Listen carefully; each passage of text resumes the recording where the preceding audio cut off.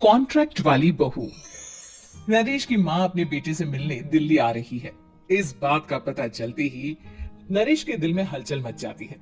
नरेश अपनी माँ के स्वागत की तैयारी में लग जाता है।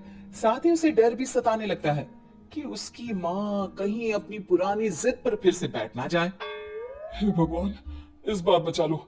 अगले साल पक्का माँ की जिद पूरी कर दूंगा। तभी दरवाजे की घंटी बजती है। नरेश दरवाजा खोलता है तो सामने अपने मकान मालिक को देखकर हैरान हो जाता है, क्योंकि उनके साथ एक सुंदर सी लड़की भी थी। अब नमस्ते अंकल, कुछ काम था, मुझे बुला लेते। आपने क्यों कष्ट किया? अरे नहीं नहीं, इसमें कष्ट कैसा। मैं तो बस तुम्हें रीना से मिलवाने आया था। आज से रीना तुम्हारे साथ इसी फ्लैट में रहेगी। अंकल, कोई लड़का फ्लैटमेट नहीं है? एक अनजान लड़की के साथ रहना मेरे लिए थोड़ा अजीब होगा। देखो नरेश, मैं तुम्हें पहले भी बता चुका हूँ कि इस फ्लैट में तुम्हें किसी ना किसी के साथ एडजस्ट करना ही होगा, या फिर तुम अकेले पूरे फ्लैट का किराया दे दो, मैं किसी को नहीं रखूंगा। नरेश अपने मकान मालिक की बात सुन के रीना के साथ रहने के लिए तैयार हो जाता है, पर अंदर ही अंदर उसे ये बात खाने लगती है कि वो अपनी माँ को क्या जवाब देगा जब उसकी माँ रीना के बारे में उसे पूछेगी। दिन बीतने लगते हैं। नरेश और रीना अच्छे दोस्त भी बन जाते हैं, पर अभी भी नरेश अपनी प्रॉब्लम का सलूशन नहीं ढूंढ पाता। एक दिन नरेश बहुत परेशान सा बैठा होता है। तभी रीना उसे पूछती है, क्या हुआ नरेश, तुम काफी परेशान लग रहे हो, सब ठीक तो है ना? हाँ सब ठीक है, बस एक छोटी सी प्रॉब्लम है। वो एक्चुअली 2 दिन बाद मेरी माँ मुझसे मिलने आ रही है। अरे, तो इसमें प्रॉब्लम क्या है? ये तो खुशी की बात है।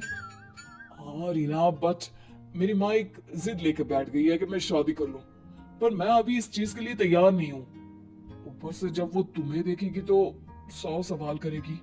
क्या जवाब दूंगा? अरे, इसमें कोई टेंशन वाली बात नहीं है। मेरे पास ना इस प्रॉब्लम का सोल्यूशन है, जिससे ना तुम्हें शादी करनी पड़ेगी और ना ही तुम्हारी माँ मेरे बारे में कुछ पूछेंगी। रीना की बात सुनकर नरेश सोच में डूब जाता है। वो सोचता है कि रीना खुले ख्यालों वाली लड़की है, कहीं माँ को सच बता ना दे। नरेश को सोच में डूबा देखकर रीना कहती है, अरे क्या हुआ, किस सोच में पड़ गए? डोंट वरी, जैसा तुम सोच रहे हो ना वैसे कुछ भी नहीं है।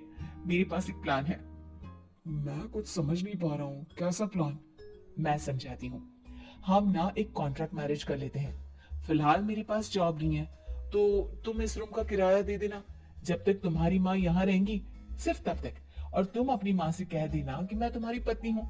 इससे वो मेरे यहाँ रहने पर कोई सवाल भी नहीं करेंगी। अरे बात तुम्हारी ठीक है, पर माँ से झूठ बोलना, ना ना पापा, मैं ये रिस्क नहीं ले सकता।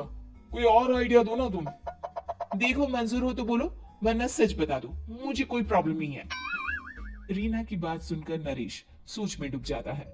बहुत सोचने के बाद जब उसे कोई रास्ता नहीं मिलता, तो वो रीना के बताए हुए रास्ते पर चलने के लिए तैयार हो जाता है। वो रीना से बात करता है और अपनी माँ की पसंद और नापसंद के बारे में बताता है। रीना भी नरेश की सभी बातों को ध्यान से सुनती है, ताकि कहीं उससे कोई गलती ना हो जाए। आखिर वो दिन भी आ जाता है जब नरेश की माँ उससे मिलने दिल्ली आ जाती है।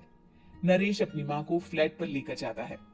जैसे ही नरेश की माँ फ्लैट के अंदर जाती है, रीना उसके पैर छू लेती है। ये देखकर नरेश की माँ थोड़ी घबरा जाती है और नरेश से पूछती है, अरे बेटा नरेश, ये कौन है? माँ ये आपकी बहू रीना है। माफी चाहता हूँ, सब कुछ इतनी जल्दी में हुआ कि आपको बता ही नहीं पाया, इसलिए सोचा कि क्यों ना आपको सरप्राइज दिया जाए।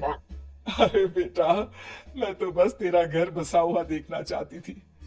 हाँ, बहुत अरमान थे अपनी इकलौती बेटी की शादी को लेकर, लेकिन कोई बात नहीं, शायद किस्मत को यही मंजूर होगा। ये कहते ही नरेश की माँ रीना को गले लगा लेती है।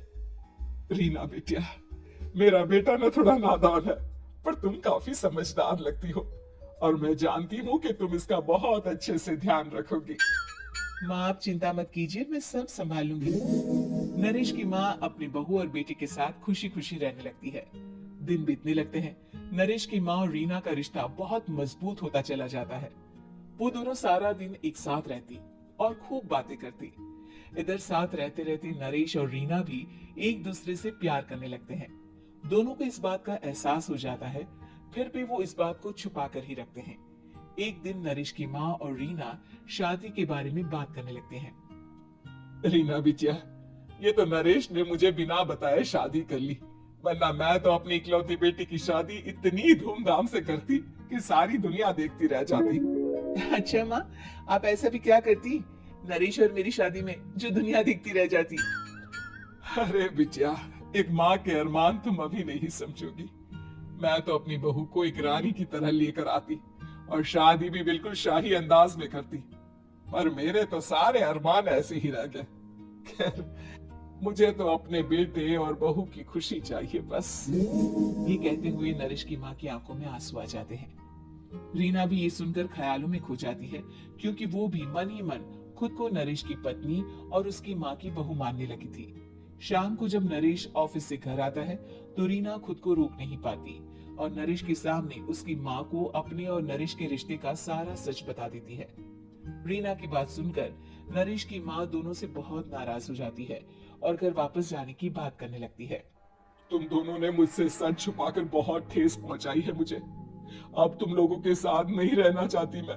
कल ही वापस चली जाऊंगी अपने घर। माँ, मुझे माफ कर दो। ये सब मैंने रीना के कहने पर ही किया है, वरना मैं भी आपको कभी ठेस पहुंचाने के बारे में सोच भी नहीं सकता। हाँ माँ, हमने ये सिर्फ आपका दिल रखने के लिए किया। प्लीज हम दोनों को माफ कर दीजिए। तुम दोनों ने मेरे अरमानों के साथ खिलवाड़ किया है, और वैसे भी मुझे अपने बेटे के लिए एक अच्छी लड़की ढूंढनी है, इसलिए मेरा यहाँ से जाना ही बेहतर होगा। माँ की ये बात सुनकर रीना खुद को रोक नहीं पाती।